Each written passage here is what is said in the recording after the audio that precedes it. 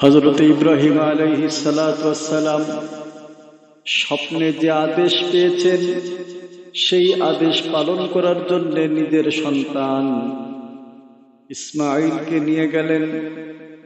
আর ইসমাঈল আলাইহিস সালামকে নিয়ে উনি বললেন, ইয়া বুনাইয়া ইন্নী আরা ফিল মানামি আন্নী আযবাহুকা ফানজুর মাযা তারা। হে আমার সন্তান, আমি স্বপ্নে দেখলাম আল্লাহ রাব্বুল আলামিন আমাকে আদেশ করেছেন আমি তোমাকে আল্লাহর সন্তুষ্টির জন্য জবাই করিতেছি। এখন তোমার এই ব্যাপারে কি বলার আছে? তুমি কি রাজি আছো নাকি? হযরত ইব্রাহিম আলাইহিস সালাম আল্লাহ রাব্বুল আলামিনের একজন প্রিয় এমন একজন বন্ধু ছিলেন। ছেলে রাজি থাকলেও না থাকলেও তিনি অবশ্যই আল্লাহর জন্য জবাই করতেন। এরপরও ছেলেকে জিজ্ঞাসা করার অর্থ হলো ছেলেরও একটা পরীক্ষা নেয়ার দরকার। কিন্তু নবীর ছেলে তো পরীক্ষায় ফেল করার মতো না। এই জন্য ইসমাঈল আলাইহিস সালামও বললেন, আমার সম্মানিত পিতা, ইয়া আবাতি ফাআল মা তু'মার, হে আমার আব্বা, আপনি যে আদেশ আল্লাহ রাব্বুল আলামিন আপনাকে যে আদেশ করেছে আপনি আপনার সেই আল্লাহর আদেশ পালন করেন।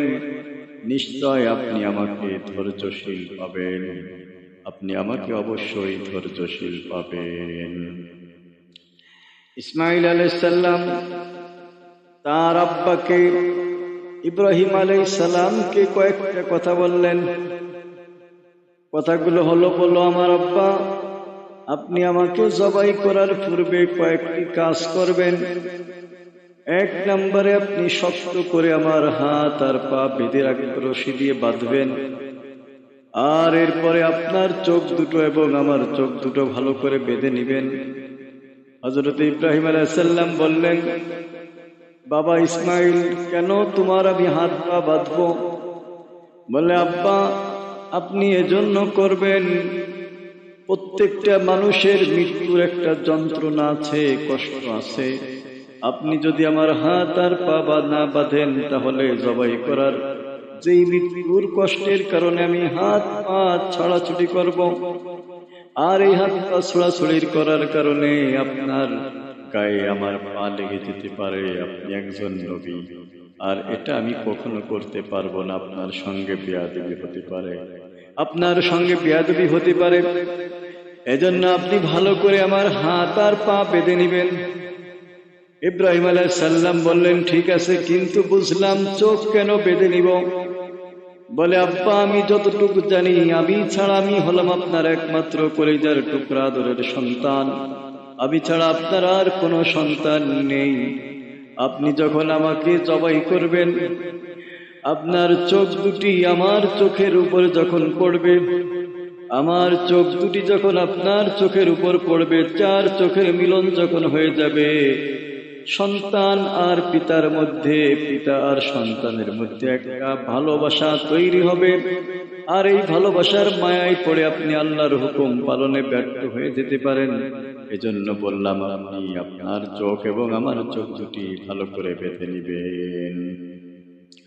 অন্ধকারের পরে হযরত ইব্রাহিম আলাইহিস সালাম যখন পরীক্ষা দিচ্ছিলেন, যখন পিতা এবং তার পুত্রকে আল্লাহর সন্তুষ্টির জন্য জবাই করার জন্য উদ্যত হলো, জবাই কাজ শুরু করলো, আল্লাহ রাব্বুল আলামিন আর শাজিম থেকে দেখতেছেন ফেরেশতারা আল্লাহর কাছে বলে, আল্লাহ, আপনি তাড়াতাড়ি ইব্রাহিম আলাইহিস সালামকে হুকুম করেন যেন ইসমাঈলকে জবাই না করে, আপনি তাড়াতাড়ি ফিরান, নতুবা ইসমাঈলকে তো জবাই করে ফেলবে। আল্লাহ রাব্বুল আলামিন বলেন, আমার ফেরেশতারা, তোমরা ভালো করে দেখো, তোমরাই তো বলেছিলে এই মানুষ দুনিয়াতে না পাঠানোর জন্য, কারণ এই মানুষ বলেছিল তারা আপনার ইবাদত করবে না, ফিতনা ফাসাদ করবে। দেখো, তারা আমার ভালোবাসায়, আমার মহব্বতে নিজের সন্তানকে পর্যন্ত কুরবানি করে। এবারের পরে আল্লাহ রাব্বুল আলামিন এই দৃশ্য দেখে খুশি হলেন। খুশি হয়ে আল্লাহ রাব্বুল আলামিন বেহেশত থেকে একটা দুম্বা পাঠিয়ে দিলেন। فلما أسلم وتله للجبين وناديناه يا إبراهيم قد صدقت الرؤيا إنا كذلك نجزي المحسنين। আল্লাহ রাব্বুল আলামিন ইব্রাহিমকে ডেকে বললেন, ইব্রাহিম, তুমি তো সত্যই স্বপ্নের কথাগুলো বাস্তবে পরিণত করতেছিলা। আমি তো তোমাকে একটা পরীক্ষা নিলাম, মহাপরীক্ষা, আর এই মহাপরীক্ষায় তুমি পাশ করেছ। ইব্রাহিম আল্লাহ রাব্বুল আলামিন কুরবানিকে কবুল করলেন, আর কবুল করে সঙ্গে সঙ্গে বেহেশতের থেকে একটা দুম্বা পাঠিয়ে দিলেন। ইব্রাহিম আলাইহিস সালাম চোখ বাঁধা অবস্থায় ছিল, যখন ছুরি দিয়ে চালাইলেন, ছুরি কাটলো না ইসমাইলের গলা, না কেটে দুম্বার গলা কাটলো। ইসমাইল আলাইহিস সালাম পাশে দাঁড়ায় রইলেন। হযরত ইব্রাহিম আলাইহিস সালাম চোখ খুললেন, লা ইলাহা ইল্লাল্লাহ এটা পড়লেন, আর চোখ খুললেন। চোখ খোলার পরে দেখলেন যে ছেলে নেই, কিন্তু দুম্বা একটা শোয়া জবাই, পাশে দাঁড়ানো ছেলে ইসমাইল। ইব্রাহিম আলাইহিস সালাম ঘাবড়ে গেলেন, ব্যাপার কি? আমি তো ছেলে কুরবানি করলাম, কিন্তু দুম্বা কিভাবে এখানে আসলো, আর এটা কিভাবে হলো? আল্লাহ পাক বললেন, ইব্রাহিম, আমি তোমার উপরে খুশি হয়ে তোমার কুরবানিকে কবুল করে তোমার সন্তানের পরিবর্তে দুম্বাকে জবাই করাইছি। ইব্রাহিম বলেন, আল্লাহ, আমি তো দুম্বা কুরবানি দিই নাই, আর এই দুম্বা কুরবানির সওয়াব নিতাম না। আমি ছেলে কুরবানি দিয়েছি, ছেলে কুরবানির সওয়াব দেয়া লাগবে। আল্লাহ পাক বলেন, অবশ্যই ইব্রাহিম, তুমি ছেলে কুরবানির সওয়াব পেয়েছো, কিন্তু আমি তোমার উপরে খুশি হয়ে ছেলেও দিয়েছি, ফিরিয়ে দিয়েছি, আর দুম্বাও তোমাকে আমি অতিরিক্ত দিয়েছি। যেমনি ভাবে আমরা কোরবানি করি, গরু, ছাগল, দুম্বা, উট, প্রতিটা লোম বরাবর নেকি হয়। আবার অপরদিকে গোশত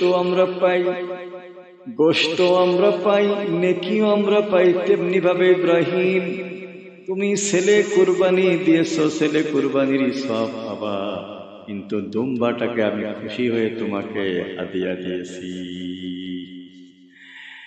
জিবরাইল আলাইহিস সালাম আসলেন, আল্লাহু আকবার, আল্লাহু আকবার। ইসমাইল আলাইহিস সালাম, ওয়ালিল্লাহিল হামদ। এই হলো আমাদের জাতির পিতা ইব্রাহিম আলাইহিস সালামের কুরবানির ইতিহাস। এজন্য আমি সবাইকে অনুরোধ করব, আপনারা কুরবানি করবেন, আর এই কুরবানির মাধ্যমে মহান আল্লাহ রাব্বুল আলামিনের পরীক্ষায় সন্তুষ্ট হতে পারবেন, পরীক্ষায় পাশ করতে পারবেন। কুরবানির মাধ্যমে বান্দা রব্বুল আলামিনের নৈকট্য হাসিল করতে পারে, কারণ কুরবানির দিনে কুরবানি ব্যতীত আর কোনো আল্লাহর কাছে ভালোবাসার বিষয় আর নাই কুরবানি ছাড়া। এজন্য আল্লাহ রাব্বুল আলামিন হুকুম করেছেন, ফাসাল্লি লিরাব্বিকা ওয়ানহার, হে নবী, আপনি সালাত আদায় করেন এবং কুরবানিও করেন।